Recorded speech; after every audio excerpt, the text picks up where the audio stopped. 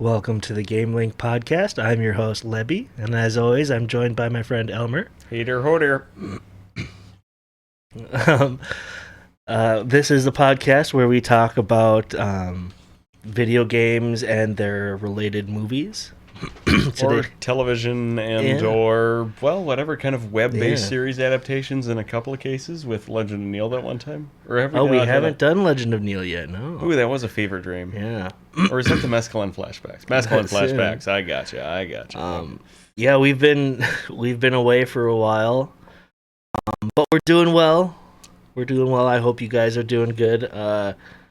It was just a really, really busy summer for both of us, and I changed jobs and bought a new car and a bunch of stuff. And I hosted a bachelor party, and then I went to Alaska for said wedding, and then I helped to host said wedding then again in October of said year again, and holy crap, and then the holidays this year, that hit everybody out of nowhere. Yeah, I'm still trying to recover from the holidays. And the funny part is we're finally actually getting winter weather here in Minnesota, and today it warmed up to 25 degrees, and apparently by Tuesday it's supposed to be 40 again. So it's just like, this Minnesota winter is not a Minnesota winter, and I approve, actually. So yeah, I'm a fan. It's pretty nice. But I guess what have you been up to more recently, or I guess what's your most favorite thing that's been going on since we've been gone? Ooh, that is a hard one to say exactly.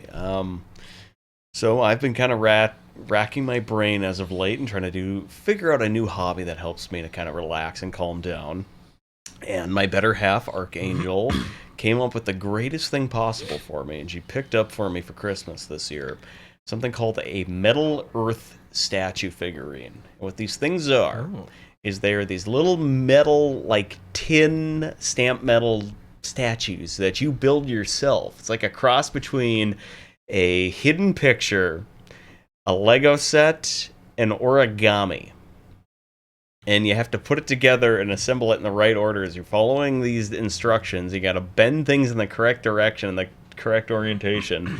And they take a very, very, very, very long time. For the love of God, I've got a degree in fabrication and another one in gunsmithing, and it took me 6 hours to do over half of one last Saturday while I was sitting at my dining room table. So I'm not saying that it's the easiest thing on the planet. I'm not saying it's the hardest, but simultaneously, it may not be brain surgery, but it's somewhere on terms with rocket science.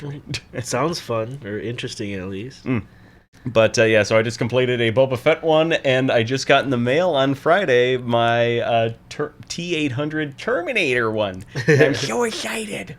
The big metal skeleton! But no, that's pretty much the main thing I've been doing to kind of relax and kind of hang out the past couple of months here. So. Cool. Yeah, no, I've just been tinkering away with stuff. Let's see, I've restored a bunch of iPods, which has been fun. I should just go get it to show the people on Twitch. No, I really hope in here, if he does do any editing after this fast, he puts in the classic on hold.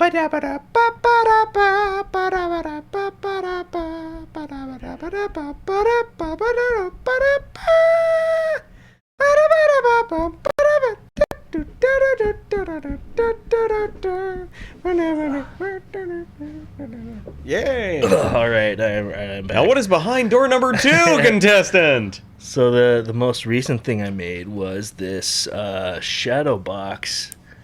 I took here, try to not get the reflections. I took a scrap Game Boy, bad parts. These are all bad parts. There's no way they could be saved. And I printed a background out and laid it all out. Exploded view. Kind of looks like almost like a museum piece. It's pretty cool. But yeah, and I got this hanging up in my office. I'm gonna do one for a Game Boy Advance and a PSP soon here. But yeah, here, let me set this down. Can you imagine if in the future, archaeologists discover this and they think that is the early remains that you have of some poor taken apart like robotics AI, like some people have done with like exploded taxidermied pieces or like butterfly collections. Like, yeah, he has the early version of a thinking machine, to show its internal working parts. Probably not. I don't think that frame is really high enough quality to outlast us. Tell that to VHS tapes. They still say that some of those suckers have another 60 years on them, and I'm like, okay. I doubt it. You really think the magnetic tape can really keep itself from deteriorating? They said production timeline that the magnetic tape on, as long as they were, saved in a good humidity condition, was supposed to last 80 years. Interesting. I mean, considering that film in and of itself is less than 50, that'll tell you something. Well, okay. That's why they're doing a lot of the conservation efforts and why a lot of the conversions into 4K is something they're striving for. And speaking of 4K, what are we talking about today, good sir? Oh, man. One of the best movies ever made. Scott Pilgrim Vs the World. One of the greatest cult films of the past 20, holy shit, 20, almost 25 years now. Dear God, that hurts to say.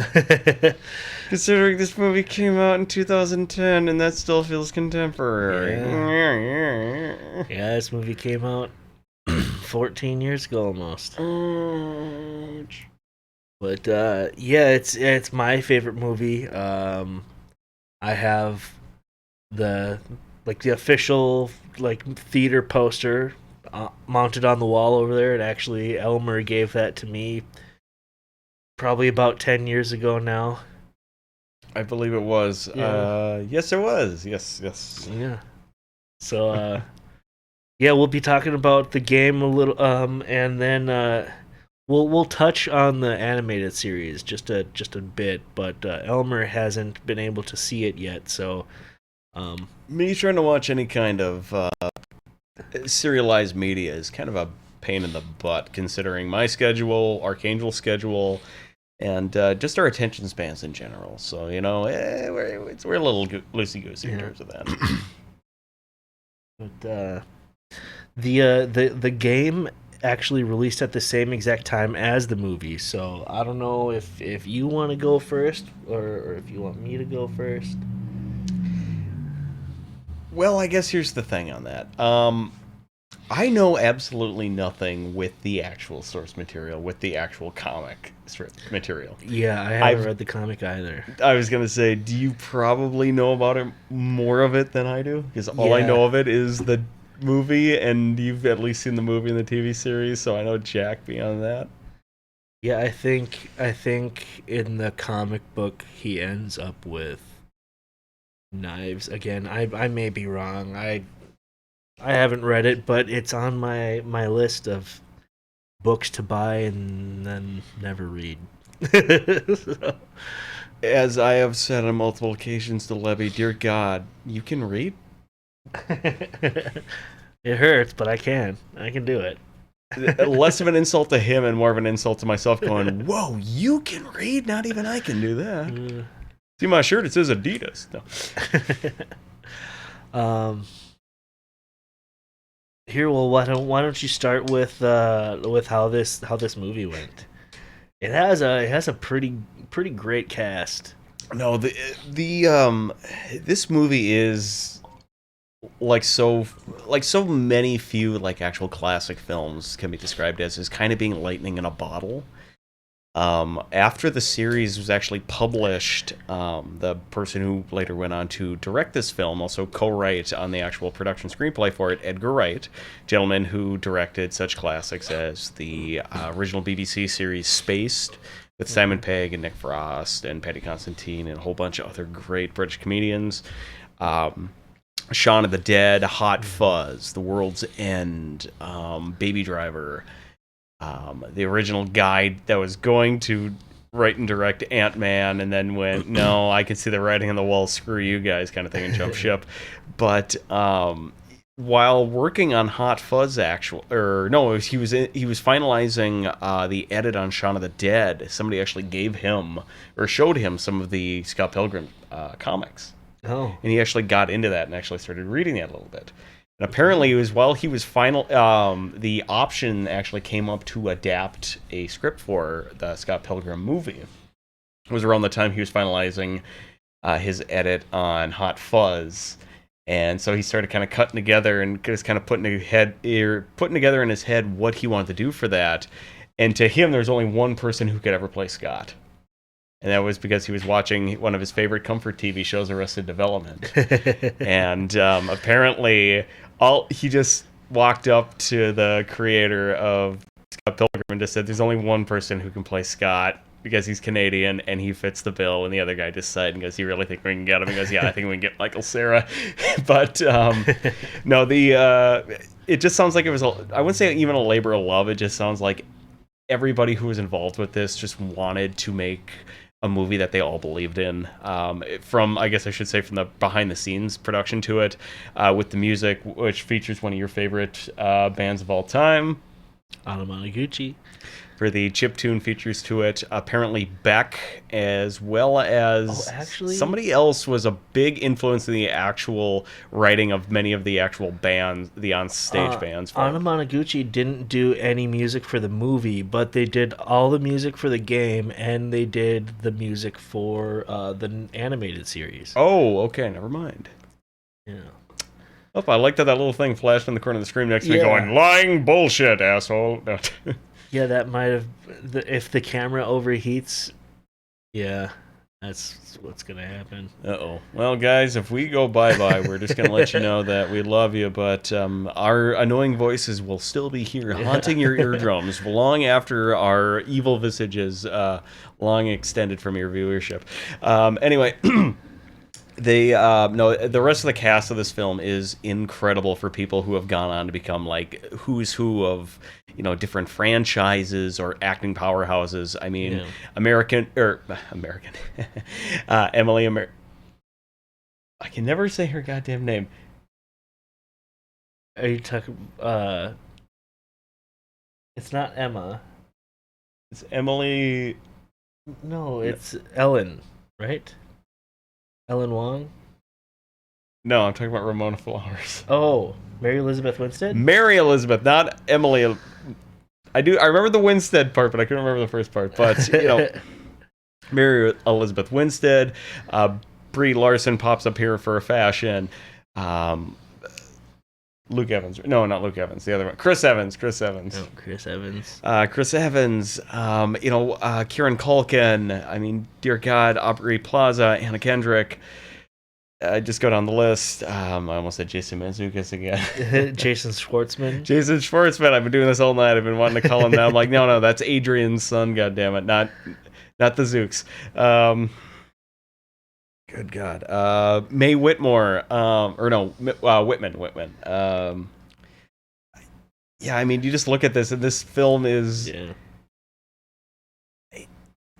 It's like our generation's equivalency of the Invasion of the Body Snatchers from 78 in terms of every time you see a scene in that movie, you're like, that's Dr. Spock talking to Kiefer Sutherland's dad, talking to the blonde gal from Alien, and Jeff Goldblum about how there's aliens taking over the world.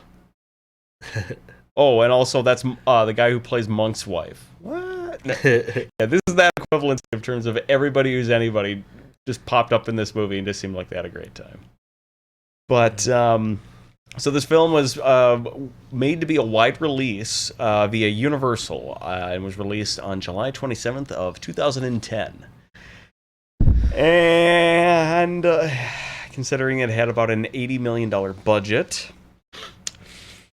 worldwide it made about $47 million. Yeah. $47 million off of at least $80 million, and then you got to double that to include the marketing budget. Which is so weird because it's such a good movie. People just didn't realize it, or like I didn't even know, hear about it until it was basically out of theaters. The best way to describe this to anybody is kind of how Tommy Boy or God, I'm trying to think of some of the other ones, or like Blade Runner or man, oh, good God, or like John Carpenter's The Thing kind of thing, where when you talk to somebody and you go, "Oh, hey, do you remember this movie?" Everybody goes, "Oh yeah, I love that movie. That movie's great."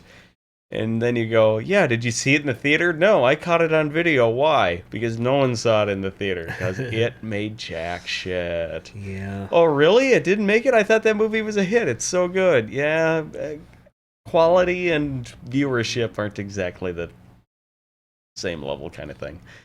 But no, this film is actually considered like one of the first modern, well, I mean, of 2010, I guess I should say, is considered by many to be sort of the first cult film of the 21st teens, so to speak. Which, looking back on it, no, I can really see that in a way. Yeah.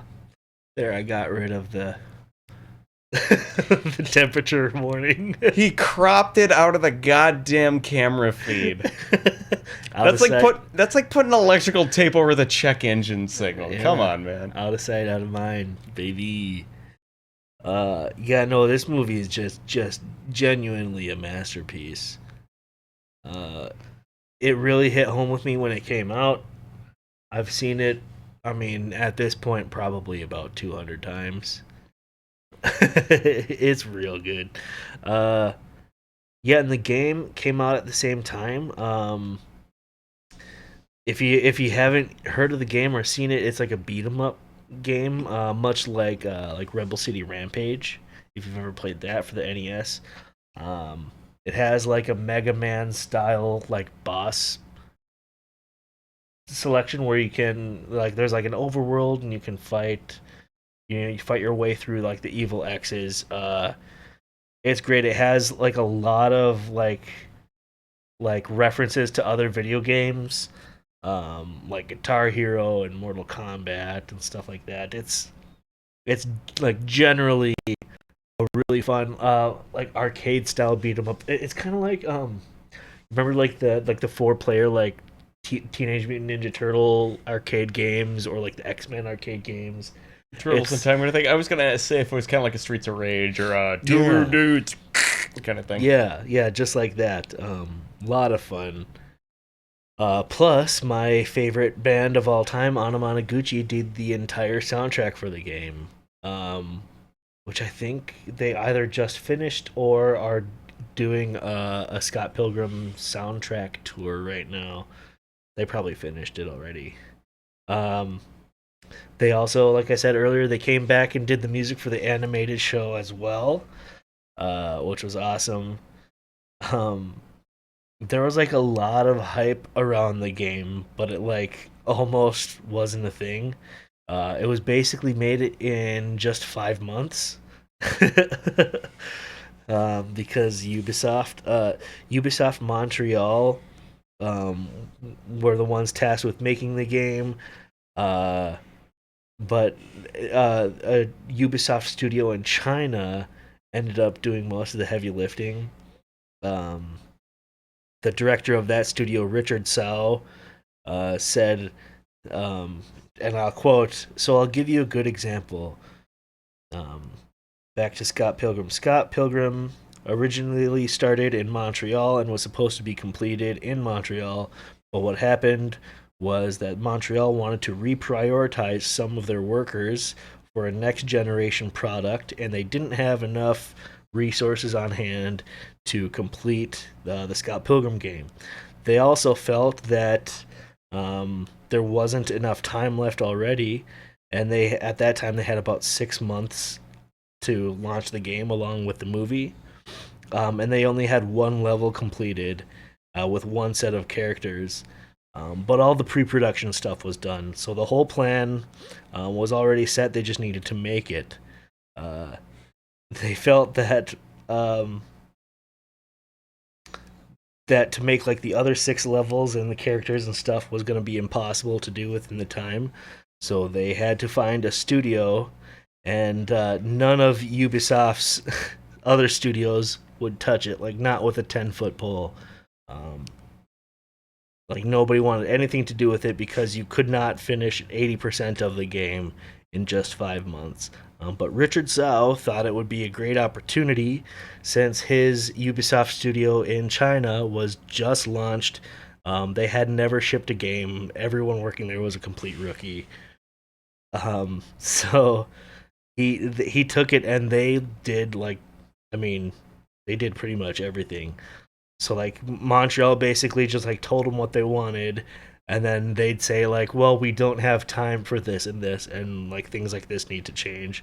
So we got 50% of the game that they wanted, but they launched it in time for the movie, and I mean, there's little bugs here and there, like sometimes the amount of money you have will be like, for example, like 38.9 instead of like 38.90, just because they didn't have time to go clean up little tiny mistakes like that. So but I mean, really, the game is great. uh let's see. I was going to say, I'm going to insert the joke right then and there of Ubisoft Montreal going, oh no, we don't have time for this. Like, oh, what? You guys had a little bit of leftover coke from the launch budget for the first Assassin's Creed at the end of last year? Is that why you guys decided to back out of the production of this game? Well, normally a game like this would take 2 years. I mean, maybe a year if you really crunched, but yeah. So it's nuts. That's insane. But yeah, I loved the game. I played the shit out of it when it came out. I know my friends and I played it a lot together, because it can do like 4-player local co-op. I played it with these guys quite a few times, actually, Yeah. and no, it was always very, very fun. Even though I'm not exactly outside of shooters, which are kind of my main bag, and maybe a couple of platformers, side scrollers aren't exactly my favorite, but no, I've got a few that I still hold in high regard, and definitely Scott Pilgrim Beat 'em Up was definitely one of them. Yeah, it's a good one, and I have. Well, I'll get into it in a bit, but in December 30th, 2014, the game was delisted from all digital storefronts because Ubisoft, or like a license expired and Ubisoft didn't care to renew it. Um, so there was just a long time where you could only play the game if you bought it when it was available. And in 2020, right before the film's 10-year anniversary, both Edgar Wright and Brian Lee O'Malley, who wrote the story, tweeted at Ubisoft and asked them to bring back the game and do a re-release of the movie. I don't think we got the re-release, but we did get the game. Because yes, September that year, the game was announced with a 2021 release date. And I ended up getting a limited run games like collector's edition copy, so it's like a whole like briefcase. You open it up and it plays Anamanaguchi, and it has like a diorama of Sex Bob-omb, and it comes with a bunch of goodies. It's really cool. I got it on the shelf. It's just out of frame, and I'm not gonna get that one down. But yeah, I mean, I I recently, I don't know, maybe a couple months ago, installed the game on my Steam Deck, and I like played through and beat it with 3 of the characters all in a row, like one weekend. So it's a really good game, and I believe it's pretty cheap too. If you like beat 'em ups, definitely check it out. Um, but yeah, that's all I got on the game. But I suppose I should mention the animated series. So I guess the animated series is just like the movie. Basically, the first episode is like beat for beat the movie, and like rewatching the first episode really got me hooked because as much as I love the movie, it was just like the same thing but new, with all the same voice actors. And it was really cool. But the difference is at the end of the first episode is where Scott gets in the fight with the first X. In the movie, he beats the X, but in the show, he like disappears. Everyone thinks he's dead. So the few episodes after that first one is just kind of following everyone else and how they all move on with their life, and they go to Scott's funeral, and all the evil exes uh, start doing other evil stuff, and whatever turns out that Scott Pilgrim didn't die. He went through a wormhole, whatever. So it turns into this whole like interdimensional time travel thing. Old Scott from the future is trying to get young Scott to break up with Ramona because they get divorced in the future, and it's this whole like sappy story at the end. But it's a really good series. I hope I didn't spoil it for or too much for anyone.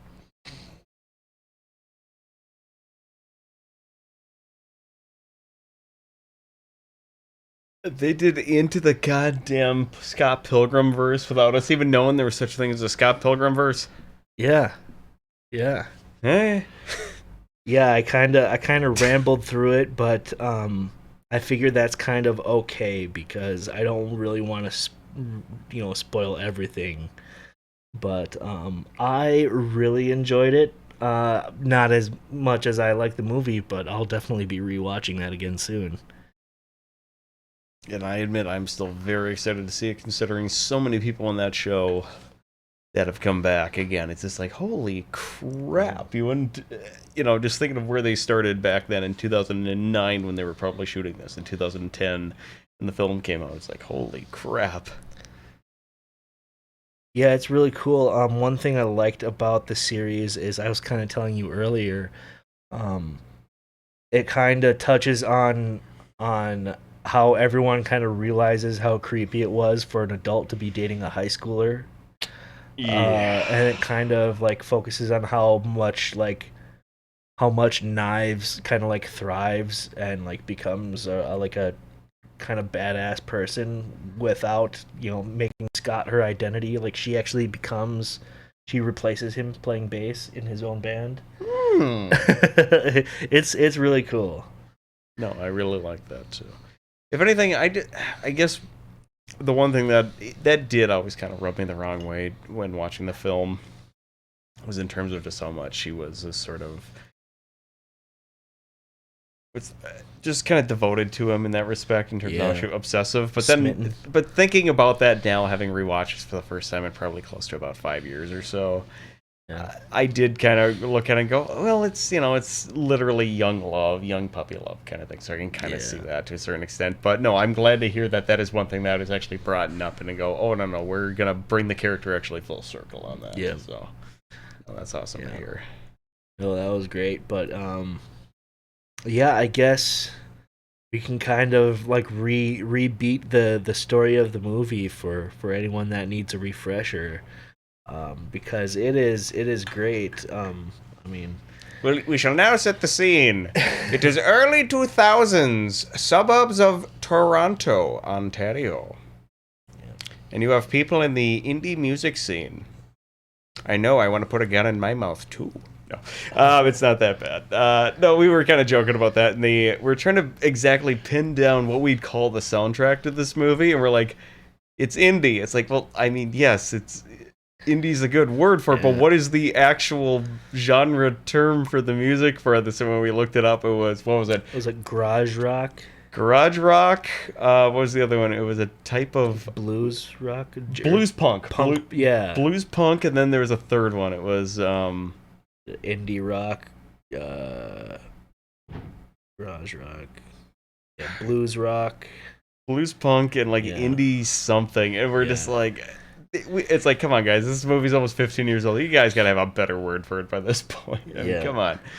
But no, this movie, as we were kind of joking about it a little bit, if you squint hard enough at it, if it wasn't for the fast-paced editing and like the references to video games in it, you could think that this is either like Nick and Nora's Infinite Playlist or more than definitely a Wes Anderson film. But no, it's still, you can definitely tell it was a little bit of a product when it was made, but I mean, that was kind of the point of it. Well, and then, I mean, an Edgar Wright movie has so many little details to begin with, but this has like so many little things that you don't always pick up on. Like for example, during scene transitions and stuff, they always play like a little stinger or like some sort of video game sound effect. But I was pointing out to Elmer, like, listen, it's always like Zelda themed, like Zelda music, or like it'll transition to a scene and Scott's like strumming a guitar, but it's the chords of the death song when you die in Zelda, and or like one was where they actually talk about it in like the behind the scenes, where like it starts a scene and young Neil is playing. He's actually during the filming playing Zelda on the DS, and it happened to open a chest and it went like da da da da, like right when like Scott was supposed to get like an email or something like that, and it just like there's a few things in the movie that worked out perfectly like that, and they just left it in. You can watch an Edgar Wright movie 50 times in a row and you will pick up on something new every single goddamn time, and every single time you pick up on something you'll have that same look of oh shit on your face, which is one of the most beautiful things about those films. They are so densely packed with just so many different layers. For anybody who listens to this who hasn't either seen Shaun of the Dead, Hot Fuzz, or The World's End, trust us when we say there are three of some of the best genre comedies ever made. Yeah. Well, and then one thing about this movie that I love too is like it's very like out in the open that Scott Pilgrim is just like this broke loser, like bass guitarist, who he his house is, or his like living situation is that he sleeps on a mattress on the floor, shares a mattress on the floor with Wallace Wells, his gay roommate, on a basement / first level windowless apartment. Yeah. Basically in a studio setup, because they literally have a bathroom, a kitchen, and a living room, and a single mattress in there. Yeah. But he's dating a high schooler, which is super creepy.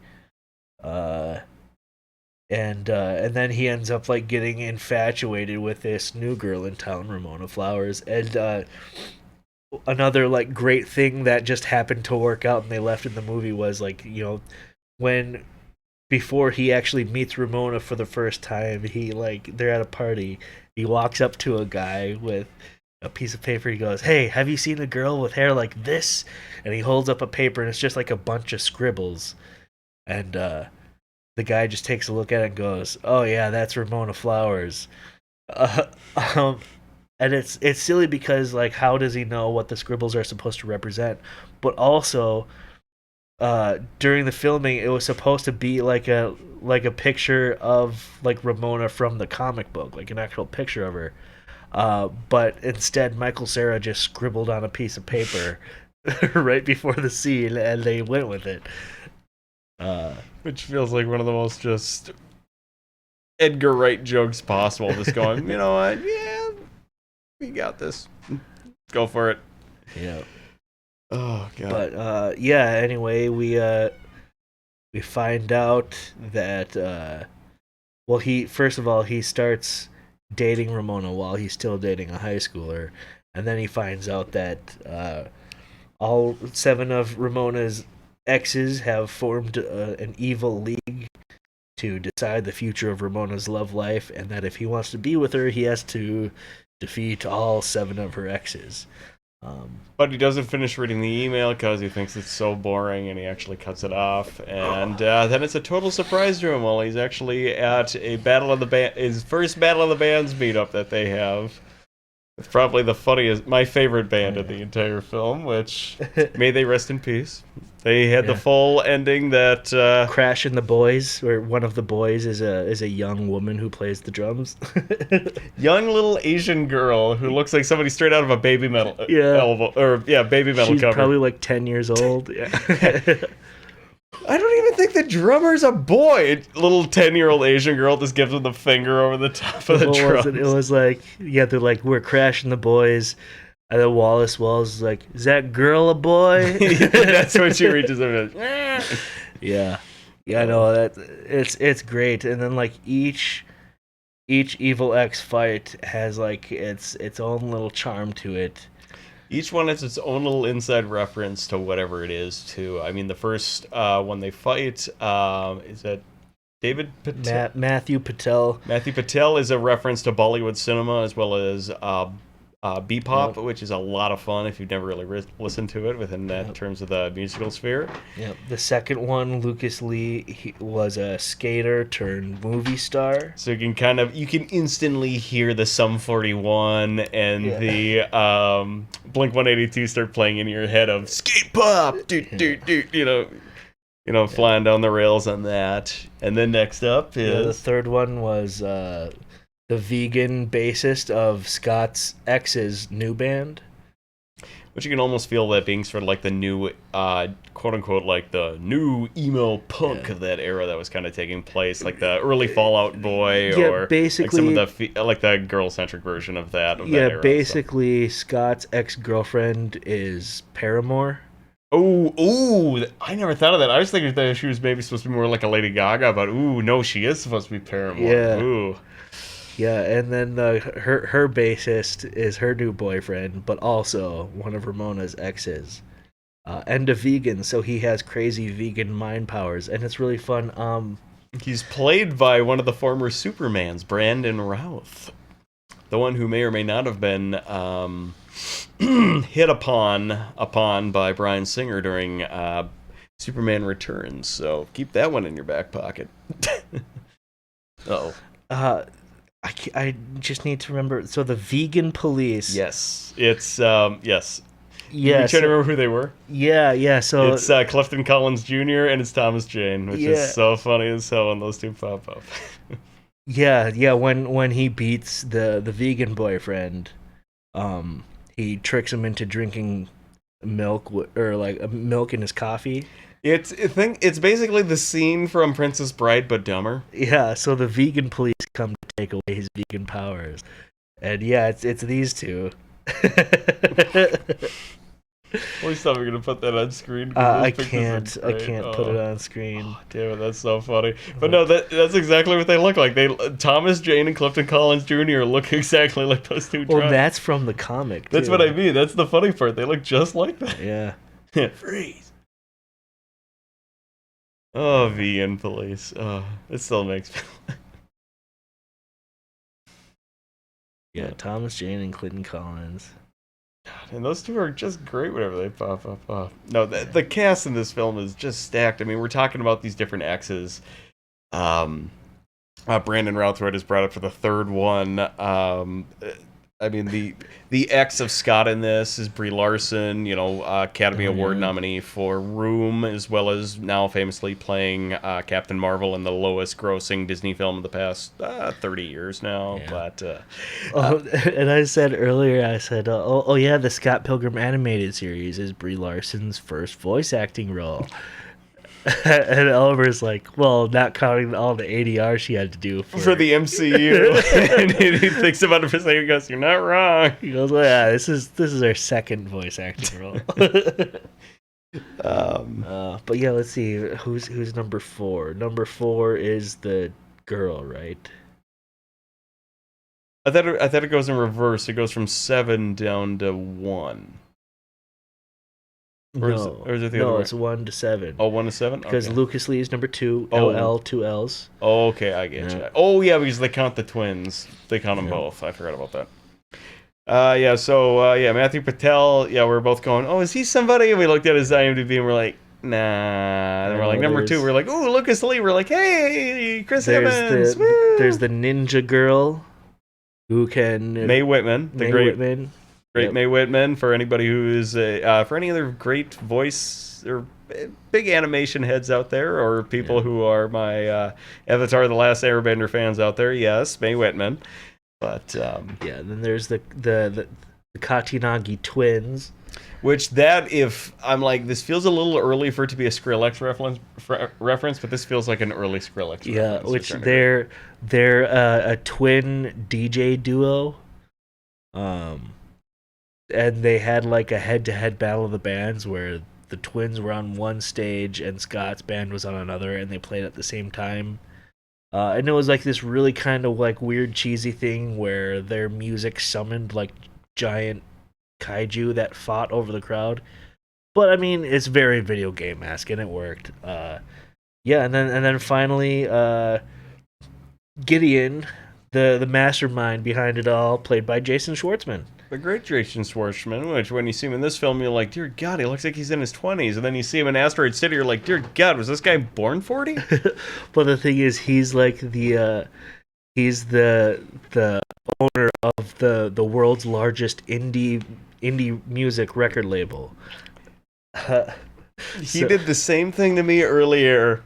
He waited beat, get it, indie record music label, beat. And I looked at him, I said, yes, I know who Richard Branson is. Oh, okay, so this is supposed to be an even further joke of what Virgin turned out to be. Okay, I get you. Yeah. Yeah, but it's good because it does this thing where, like, first, Gideon's like, why do you want to fight me? And Scott's like, well, because I love her. And it's like, Scott earned the power of love. And then after he dies and he, gets a 1-up, goes back in time, starts to fight him again. And this time he says he's fighting him for himself. And then it's like, Scott earned the power of self-respect. Which, another thing, the announcer, did you recognize the announcer, Elmer? If my dog can stop licking your face. Just to give me back my false teeth first, but sure. Mifa. Give me back those teeth. No. Which one of the SNL alum is it? Bill Hader. Oh, shit. I did read that earlier, but I figured I'd let you say that, so. Yeah, Bill Hader. No, that's fun. Oh. Yeah. Wait, Batman can do no wrong, in my opinion, so why not? But yeah, Scott, wins, and then he understands the power of humility and understanding this isn't all about him, but he can still fight for somebody else's honor. So, could he get any more Canadian by the fact that he fights full on as a Peter Cetera song? Lead guy from Chicago. Bad joke. Sorry. Gloria Love by Peter Cetera. Never mind. I don't know. No, but in like I said in the game, I think he ends up with knives, and in the movie he's like about to end up with knives, and then she tells him to go after Ramona, and then they end up together. But in the game, he ends up with knives and Ramona and his ex Envy.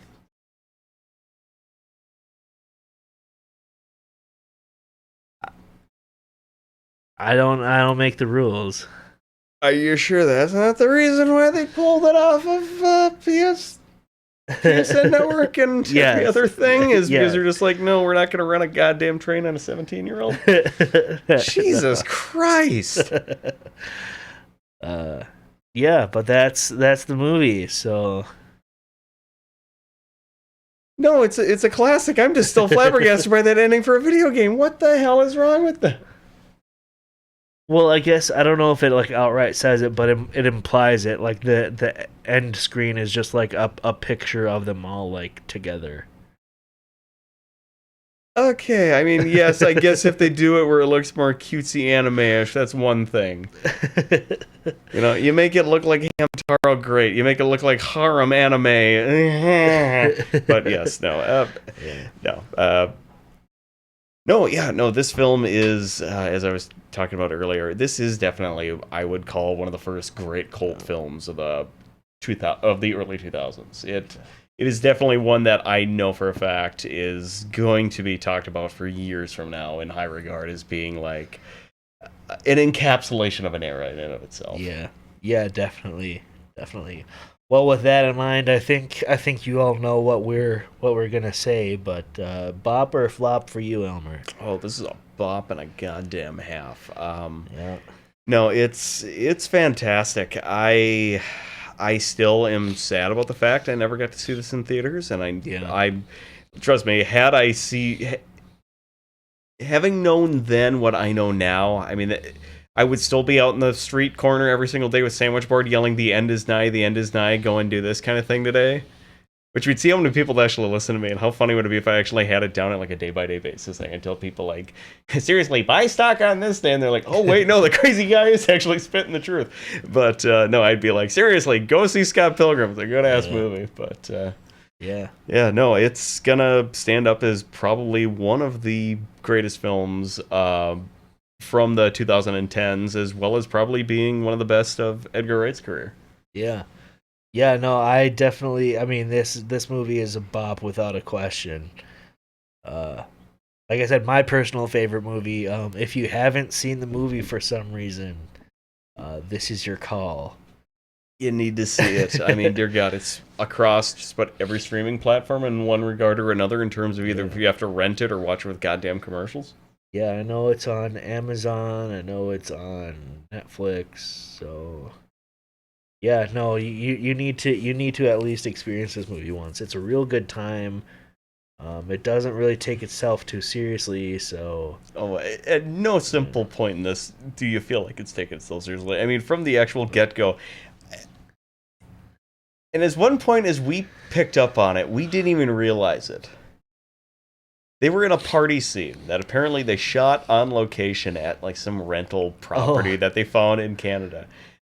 And it's like the first big conversation between Scott and Ramona. And they're standing against this wall. And you can see the door frame in the background behind, just right to the left of, or right to the right of Scott.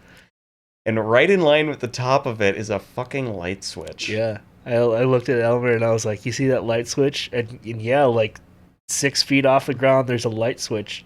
And they framed the scene, just zoomed out enough so you could. It was just up there in the corner. We're looking at it, we're like, why would they put the light switch?